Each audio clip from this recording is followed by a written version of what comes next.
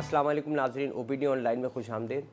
नाज़रीन, oral hygiene के हवाले से हमने प्रोग्राम्स किए हैं, ऑलरेडी काफ़ी डिस्कस हुआ है उसके ऊपर। इसके साथ साथ डेंटल इश्यूज़ ऐसे भी हैं जिसमें हमने गम्स की ब्लीडिंग की भी बात की, लेकिन कुछ चीज़ें ऐसी हैं जो कि आपके चबाने के हवाले से पेनफुल प्रोसीजर होने लगता है, नहीं आप चबाना चाह रहे होते हैं, आपको दर्द हो रहा होता है जॉस के अंदर, उसके हवाले से भी इंशाल्लाह हम आज प्रोग्राम में बात करेंगे। इसके साथ साथ जो हम कहते हैं ब्रिजिंग की बात करते हैं कि या डेंटल इम्प्लांटेशंस की बात करते हैं कि अगर किसी के दांत ख़राब हो चुके हैं और वो निकल गए हैं और अब रूट कनाल भी नहीं हो सकता तो उसका क्या फेट है।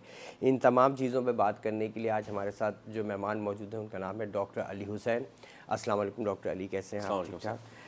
डॉक्टर अली जो है वो CEO हैं नूर डेंटल क्लिनिक के, इसके अलावा आखान हेल्थ सर्विसेज में कंसल्टेंसी भी करते हैं। डॉक्टर अली, जब हम रूट कनाल की भी हमने अक्सर बात की है कि रूट कनाल होता है और जहाँ पे यानी डेंटल कैरीज हो गया है, कीड़ा लग गया है, तो ऐसी सूरत में हम रूट कनाल करते हैं। लेकिन कुछ दांत ऐसे होते हैं कि जिसमें वो बहुत ज़्यादा फ्रेजाइल हो जाते हैं, बहुत ज़्यादा ऐसे हो जाते हैं कि वो टूट जाते हैं, उसमें रूट कनाल भी नहीं हो पाता। तो ऐसी सूरत में फिर हम टीथ इम्प्लांटेशन, जो अब रिसेंटली अगर देखें ओवर द लास्ट 10 ईयर्स में ये चीज़ ज़्यादा शुरू हुई है, तो ये क्या है और ये किस वक्त किया जा सकता है आइडियली? आपने 3-4 टॉपिक एक साथ छेड़ लिए और अब कूजे में अब बंद करना होगा मुझे। जी जी। तो इसका ये है कि सबसे पहले तो देखिए, रूट केनाल तक किसी दांत को पहुंचना नहीं चाहिए। अगर आप रेगुलर 6 महीने में अपने डेंटिस्ट को विजिट करते हैं तो फिर डेंटिस्ट स्मार्ट इनफ कि वो चीज़ें देख ले कि कौन से दांतों में फिलिंग की ज़रूरत है या कौन से प्रिकॉशनरी चीज़ों की वजह से रीमिनरलाइजेशन हो सकती है दांतों की। तो आप 6 महीने में एक दफ़ा अपने डेंटिस्ट को विजिट करें ताकि जिन दांतों में फिलिंग की ज़रूरत है, स्मॉल लीजन्स हैं, वो डेंटिस्ट फिलिंग एक चीज़ मैं थोड़ा सा यहीं रोकूंगा, आपने कहा रीमिनरलाइजेशन। एग्जैक्टली। तो रीमिनरलाइजेशन जो है यानी मिनरल्स का दोबारा डिपॉजिट होना दांत में, ये किस चीज़ों के ज़रिए किया जाता है? रिसर्च ये कहती है कि अगर बच्चों में स्मॉल लीजन्स हैं जो कि अरेस्टेड हैं या फिर कोई एक्टिव लीजन नहीं है और हम वहाँ पर प्रॉपर फ्लोराइड प्रोवाइड की करें थ्रू टॉपिकल फ्लोराइडेशन या फिर regular water mineralization, milk fluoridation, इनके थ्रू वहाँ पर रीमिनरलाइजेशन की जा सकती है। रिसर्च भी ये कहती है। खैर, अगर फिलिंग हम वहाँ पर कर दें और चीज़ें ख़त्म कर दें तो वो रूट कैनाल तक बात पहुँचेगी नहीं और अगर रूट कैनाल तक बात पहुँचती है तो फिर रूट कैनाल के प्रोसीजर को मैं एक्सप्लेन करूँगा। And then implants. ठीक है। Implant is the most natural tooth replacement till now, because उसमें हम जड़ के यानी कि रूट के रेप्लिका को बनाते हैं। ब्रिज में हम सिर्फ क्राउन के हिस्से को बनाते हैं, लेकिन इम्प्लांट में हम जड़ को रेप्लिका बना के हड्डी के अंदर बनाते हैं। अच्छा, अमूमन जब इम्प्लांटेशन की हम बात करते हैं तो इम्प्लांटेशन में एक एज ग्रुप आ जाता है स्पेशली जहाँ पे बोन ग्रोथ अच्छी हो रही है। एग्जैक्टली। लेकिन जो ओल्डर एज है यानी 50+ हैं, तो ऐसी सूरत में इम्प्लांटेशंस की क्या रिकमेंडेशन? इम्प्लांट्स के लिए 2 से 3 चीज़ें प्री रिक्विजिट हैं। सबसे पहले आपका HbA1c लेवल। अगर आपका शुगर कंट्रोल है तो इम्प्लांट की सक्सेस टॉप नॉच। ठीक है। सेकंड, इसके साथ साथ स्मोकिंग। अगर पेशेंट फ्रीक्वेंट स्मोकर है, क्रॉनिक स्मोकर है, तो उसकी स्मोकिंग को डेंटिस्ट या इम्प्लांटोलॉजिस्ट की जिम्मेदारी है कि वो कम करवाए ताकि इम्प्लांट की सक्सेस का रेशियो बढ़ जाए। तीसरा, कोई अंडरपिनिंग बड़ी क्रॉनिक डिसऑर्डर नहीं होना चाहिए, जो हड्डियों का डिसऑर्डर, कार्डिक इशू कोई ना हो। कार्डिक इशू हो तो फिर वो ये है कि पेशेंट उस वक्त ट्रीटेड हो। ठीक है। और इस किस्म की चीज़ें। अच्छा, जब इम्प्लांटेशन के लिए आपके पास कोई पेशेंट आता है या आप समझते हैं कि ये एक स्पेसिफिक कैंडिडेट है जिसको इम्प्लांट किया जा सकता है, तो ये कितने दिन का प्रोसेस है और ये किस तरीके से स्टार्ट होता है? देखिए, हमारी हड्डी को किसी भी फॉरेन ऑब्जेक्ट को एक्सेप्ट करने में टाइम लगता है। उसे कहते हैं इस प्रोसेस को ऑस्टियो इंटीग्रेशन। ऑस्टियो इंटीग्रेशन का जो मिनिमम टाइम है वो 8 हफ्ते से 12 हफ्ते है। अगर नीचे की हड्डी हो तो 8 हफ्ते, अगर ऊपर की हड्डी है, मैक्सिलरी बोन है, तो 12 हफ्ते कम से कम। लेकिन अगर बोन ग्राफ्टिंग, अगर वहाँ पर किसी भी इम्प्लांटोलॉजिस्ट को ये लगता है कि बोन की कमी है, बोन की डेफिशिएंसी, और बोन को एक्सटर्नल सोर्स से ग्राफ्ट किया जाएगा या उसी पेशेंट के अपनी बोन को थोड़ा सा काट के लगाया जाएगा, तो फिर उसका दौरानिया बढ़ जाता है। अच्छा, ये जो बोन इम्प्लांटेशन की आप इम्प्लांटेशन की बात करते हैं टूथ की, तो इसमें क्या पहले स्क्रूइंग की जाती है, क्या होता है वो थोड़ा सा नाज़रीन को डिटेल में बता सकेंगे? देखिए, बोन ग्राफ्टिंग एक छोटा सा प्रोसीजर है। अगर इम्प्लांट में वहाँ पर हम नहीं लगा सकते क्योंकि इनसफिशिएंट बोन है, तो हमें वहाँ पर बोन ग्राफ्ट किया जाता है। साथ में अगर हमें स्क्रूज की ज़रूरत हो उसको होल्ड करने के लिए, डेंटम स्क्रूज की अगर ज़रूरत हो तो हम कर देते हैं, अदरवाइज़ वो स्टिचिंग के ज़रिए सॉफ्ट टिश्यूज़ के को क्लोजर के ज़रिए, प्राइमरी सेकेंडरी क्लोजर के ज़रिए वहाँ पर ग्राफ्ट ठहर जाता है। लेकिन उस दौरान पेशेंट को हिदायत की जाती है और इम्प्लांटोलॉजिस्ट मेक श्योर करता है कि वो सॉफ्ट डाइट पर है। अच्छा, क्योंकि इम्प्लांट का यही जहन में आता है लोगों के कि एक पहले एक जैसे स्क्रू होता है वो बोन में लगाया जाता है और उसके बाद फिर इस जो है आप दांत को टाइट करते हो उसके अंदर जो एक आर्टिफिशियल इम्प्लांट का यह है कि देखें इसके 2 से 3 स्टेजेस हैं। पहले स्टेज में हम जो स्क्रू है उसको बोन के अंदर फिट करके फिक्सचर को लगा के बंद कर देते हैं और फिर 2 से 3 महीने बाद उसका सेकंड स्टेज होता है, उसके ऊपर अटैचमेंट लगा के हम दांत लगा देते हैं। ठीक है, और ये सबसे नेचुरल रिप्लेसमेंट है। ठीक है डॉक्टर। एक कॉलर हमारे साथ मौजूद है। अस्सलाम वालेकुम। अस्सलाम वालेकुम जी। वालेकुम सलाम जी, कौन बात कर रहे हैं? एजाज मुजफ्फर बोल रहा हूँ कराची से। जी जी, कहिए क्या पूछना चाहेंगे? डॉक्टर साहब से ये सवाल पूछना चाहता हूँ कि हम जो ब्रशिंग करते हैं दांतों में, इसकी जो डायरेक्शन होनी चाहिए वो बताएं हमें, चाहे वर्टिकल हो या किसी और डायरेक्शन में। ठीक है। और सेकंड क्वेश्चन मेरा ये है कि जो ब्रेसेस लगते हैं दांतों में बच्चों के, तो क्या एज है, कोई एज है जिस पर लगाए जाते हैं? बिल्कुल ठीक हो गया जी डॉक्टर। मैं नेक्स्ट टाइम कोशिश करूंगा डॉक्टर अथा से रिक्वेस्ट करके कि मॉडल मैं यहाँ पर ले आऊँ अपने साथ, ताकि इजी हो जाए एक्सप्लेन करना ब्रशिंग टेक्निक।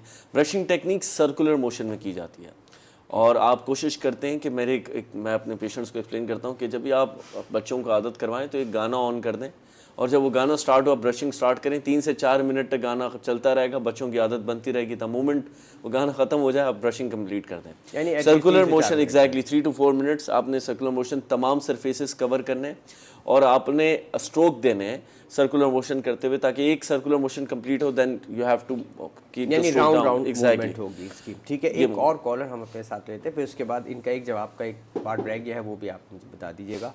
जी अस्सलाम वालेकुम, कौन बात कर रहे हैं, कहाँ से? अस्सलाम वालेकुम, मैं दुआ बात कर रही हूँ कराची से। जी दुआ, क्या पूछना चाहेंगी? जी मैं पूछ रहा हूँ, मेरी बच्ची 4.5 साल की, उसको डॉक्टरों ने रूट कैनाल के लिए कहा है। कीड़े बहुत लग गए हैं, जबकि बच्ची ने फीडर वीडर भी नहीं पिए और बस ये कि खाने पीने के उस पर टीथ ब्रश रो कर करती थी, हमें पता ही नहीं कि बच्ची को तकलीफ है। अब उसके टीथ इतने ख़राब हो गए हैं कि उसको डॉक्टरों ने 4 दांतों में तो फिलिंग के लिए कहा है और 2 दांत में रूट कैनाल करने को कहा है। तो ये मैं तो ये पूछना चाह रही हूँ, बच्ची के दांत तो जैसे अभी कुछ जब 4 साल तक होगी तो टूटने लगेंगे। बीबी ये क्या दूध की बोतल बच्चे ने पीती रही है अभी तक? दूध की बोतल तो ली ही नहीं शुरू से। ओके।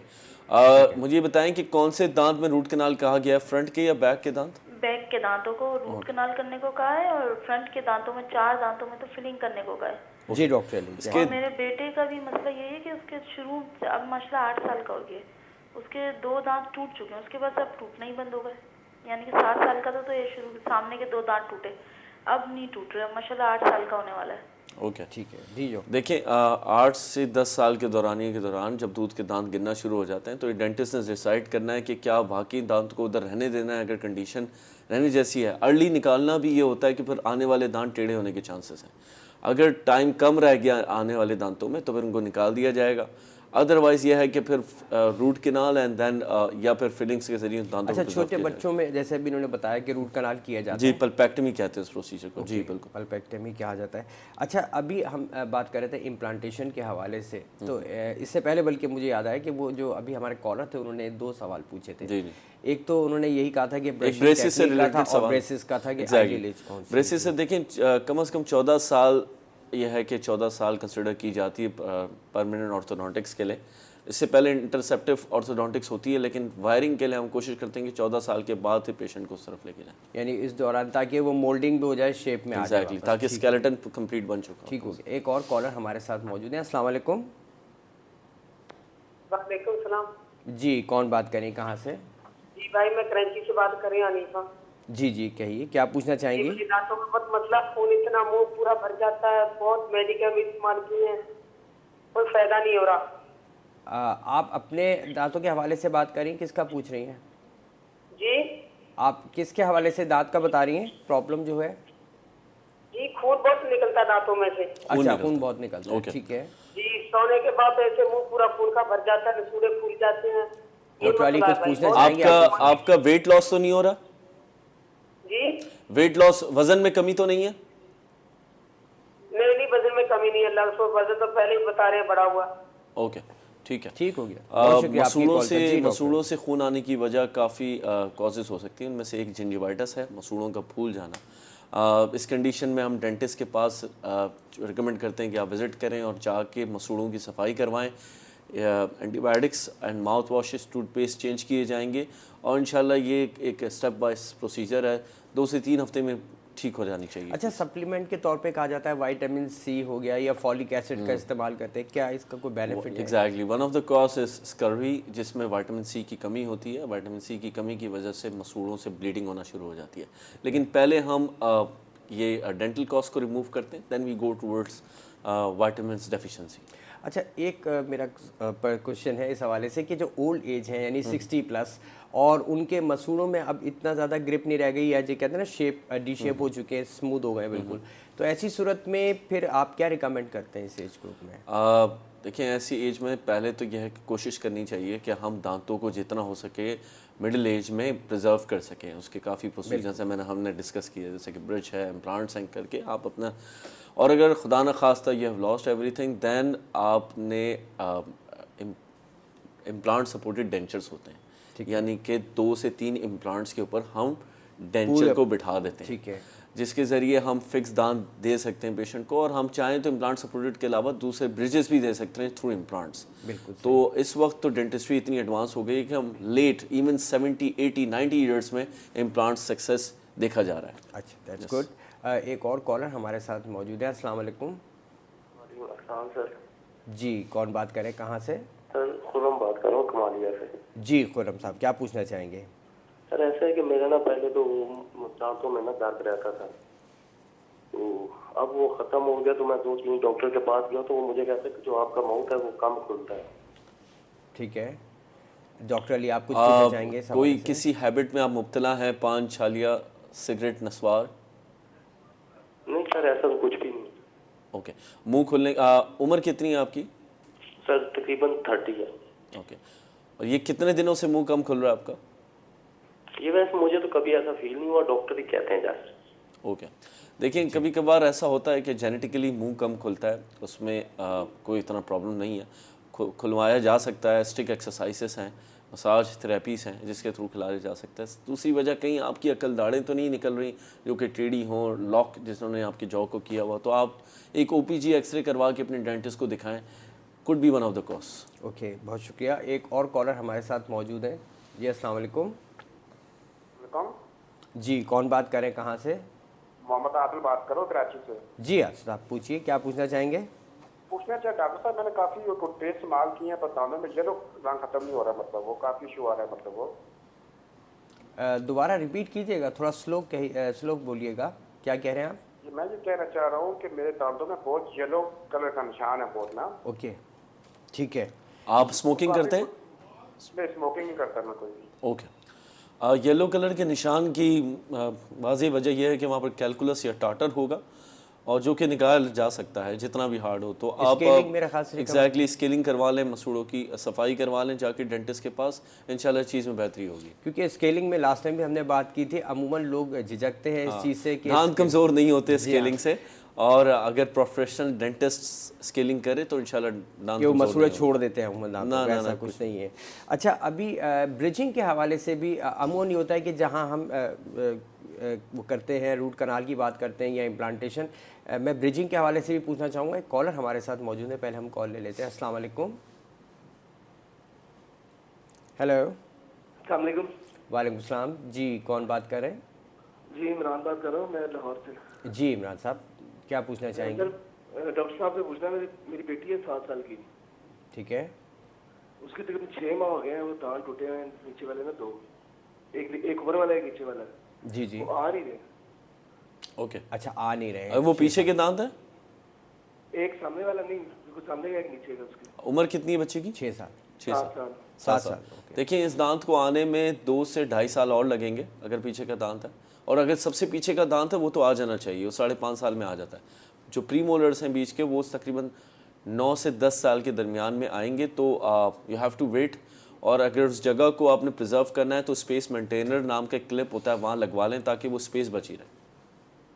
अच्छा, अभी डॉक्टर साहब ब्रिजिंग की हम बात कर रहे थे कि ब्रिजिंग क्या चीज़ है और ये किस वक्त की जाती है? देखिए, ब्रिज एक पुल है जो कि बनाया जाता है दांत को लगाने के लिए, जिसमें हम एडजेसेंट दांत को दो सॉरी मैं आपको डिस्टर्ब कर रहा हूँ, बीच में एक कॉलर हम साथ ले लेते हैं। अस्सलाम वालेकुम, कॉल ड्रॉप हो गई है। जिसमें ओके। हम एडजेसेंट दांतों को घिसते हैं, ट्रिम करते हैं, और वहाँ पर 2 कवर लगाए जाते हैं और बीच में दांत लगाया जाता है। ठीक है। फ़र्क क्या है इम्प्लांट्स और ब्रिज में? ब्रिज और इम्प्लांट्स में कंसिडरली सबसे पहला फ़र्क ये है कि इकोनॉमिकल होता है ब्रिज, इम्प्लांट्स महंगे होते हैं। ठीक है। और अगर आप मुझसे पूछेंगे कि which one is the best, I will always go for implants, क्योंकि ब्रिज में हम नेचुरल दांतों को थोड़ा सा घिसते हैं, आसपास के दांतों को। लेकिन पाकिस्तान के कॉन्टेक्स्ट में, साउथ एशियन कॉन्टेक्स्ट में लोग ज़्यादा ब्रिज की तरफ इसलिए जाते हैं क्योंकि ये इकोनॉमिकल ऑप्शन है। अच्छा, ब्रिजिंग से बाकी चबाने में और खाने पीने में कोई ऐसा इशू ना, होता नहीं है? कोई प्रॉब्लम नहीं होती। अगर एडजेसेंट दांत दोनों हेल्दी हैं, लोड बेयरिंग हैं और उन्हें प्रॉपर तरीके से प्रिपेयर किया गया है ब्रिज बनाने के लिए, तो फिर आप ज़िंदगी भर ब्रिज को भी यूज़ कर सकते हैं। लेकिन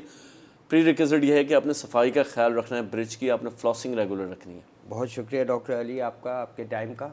नाज़रीन, जैसे कि अभी हमने बात की कि तमाम चीज़ों को अभी हमने डिस्कस किया थोड़ा थोड़ा सा, जिसमें ब्रिजिंग की भी बात की, रूट कनाल की भी बात की है, उसके अलावा इम्प्लांटेशन।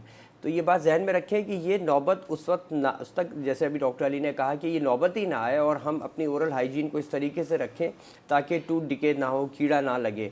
तो इसमें दांतों की रेगुलर ब्रशिंग और ओरल हाइजीन का ख्याल रखा जाए तो इंशाल्लाह इस हद तक हम नौबत ही नहीं आएगी और ना पहुँच सके, ना प्रॉब्लम हो ऐसा। इस वक्त इस प्रोग्राम का टाइम अब ख़त्म हो रहा है। नाज़रीन, कल इंशाल्लाह एक नए टॉपिक के साथ हाजिर होंगे। इजाज़त दीजिए, अल्लाह निगहबान।